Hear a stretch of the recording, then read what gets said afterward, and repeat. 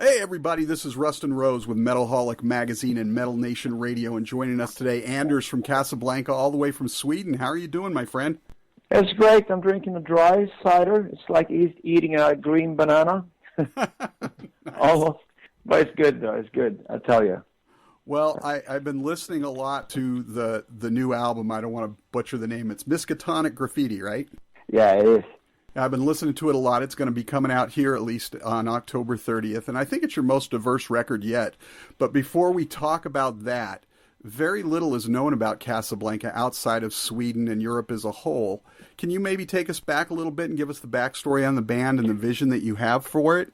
Well, 7 or 8 years ago, I think it was. It was, kind of friends, and friends got together at my house, and I have this record collection and some nice bottles of red wine, and we used to sit around and listen to records, the way they sounded in the 70s and everything. So we just said, well, where are these bands now? Why aren't they bands like Stars, Blue Oyster Cult, Cheap Trick, April Wine, and bands like that, Kiss and, Moxie, Montrose, First Van Halen, and, thousands of bands like that. Well, I guess we had to start that band ourselves, so we did.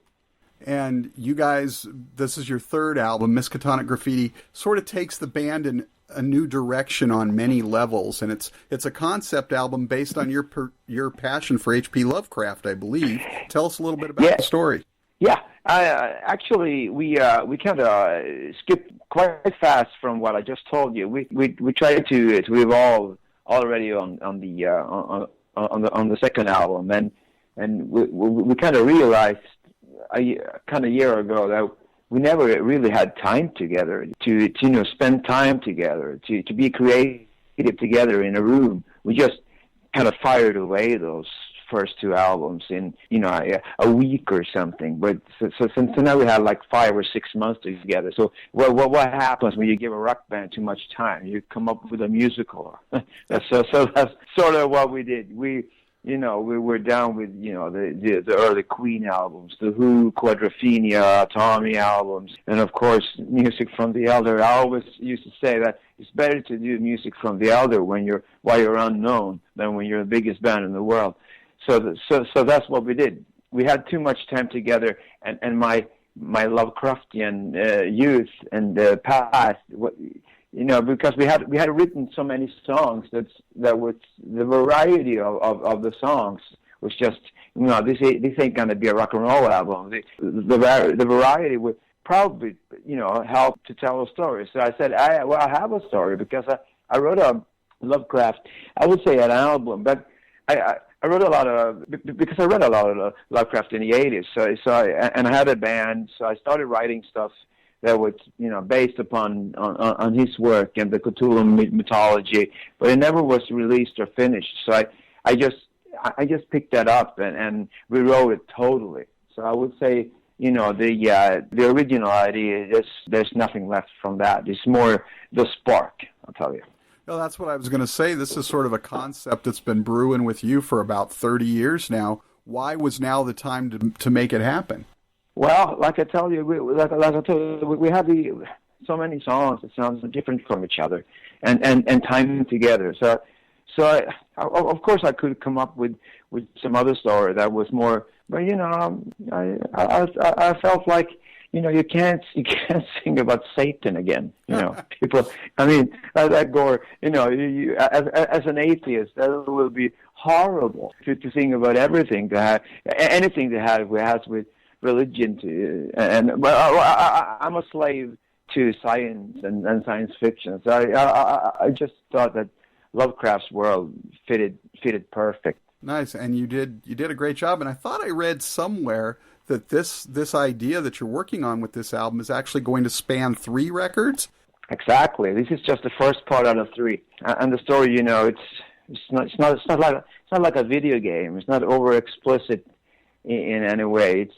I just wanted to get the characters down, and the 4 main characters. I just wanted to tell their story and their daily lives and their dreams and their past and perhaps their future as well on the first one. And And the next one is probably going to be like Empire Strikes Back, kind of fast and dark and furious.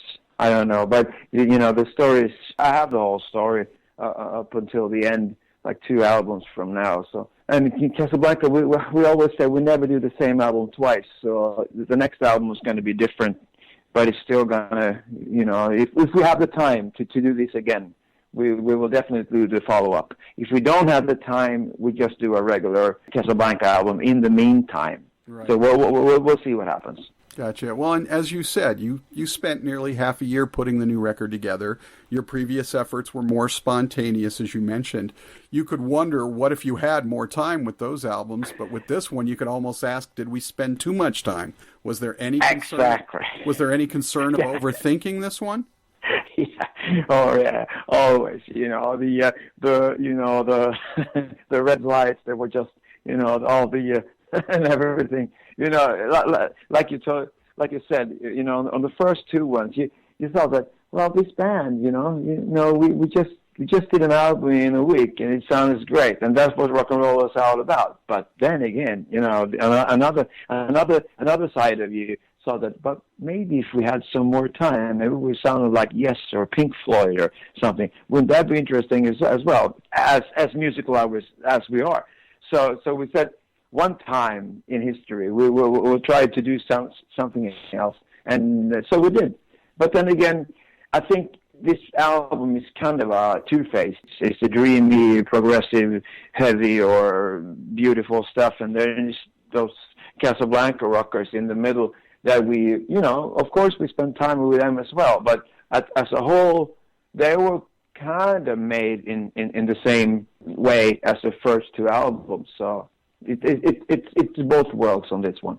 Oh, there's so much going on this album. I mean, you've got that classic 70s rock feel. You've got some psychedelic in there. You've got a little progressive. You've got some hard rock, some pop even, and even the edge of metal in a few places. So you're all over the place, and that's why you're right. It makes a lot of sense to make this sort of that concept album, because you can do that with a concept. You can go all over the place musically, and that's more acceptable to listeners, generally speaking. Yeah, I don't think you get bored listening to it, because it takes you places. So that's, we had like 50 songs, and we had to cut them down to 25. And from those 25, we ended up with this lump of songs. But, writing has never been a problem in Casablanca. Recording as well, it's always fast.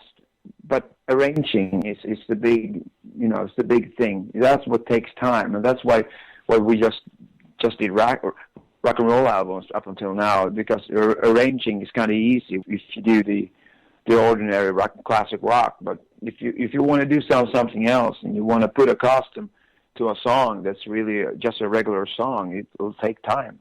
All right. Now, in the story on this album, you play the role of the Phantom. Who is the Phantom from your perspective? Oh, the Phantom. He's the unwashed phenomenon and the original vagabond.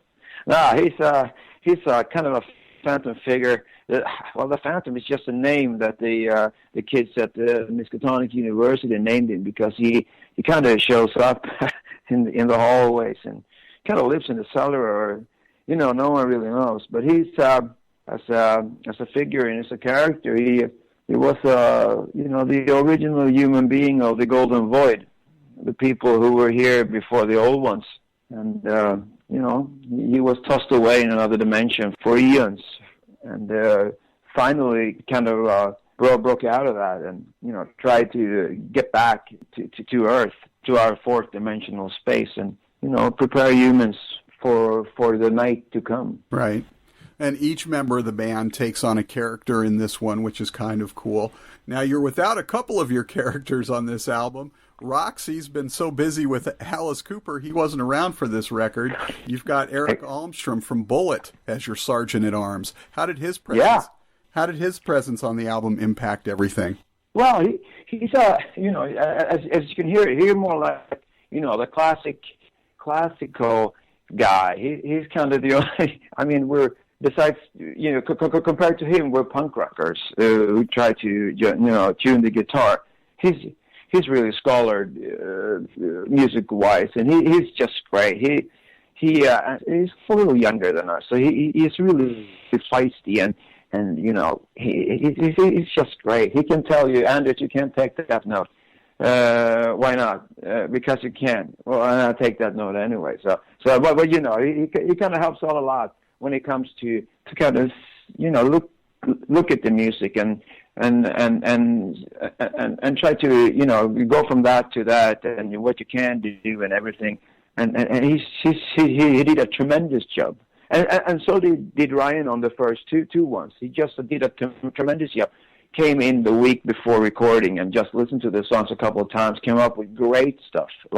He's a guitar player jukebox. He can really, you know, adapt to stuff really, really fast. And that's the way he likes to work. But it didn't work for this album. So maybe in the future he'll come back, and maybe we give him a character. So I have a couple of ideas. So maybe he could be a guest lecturer or something. There you go. Yeah.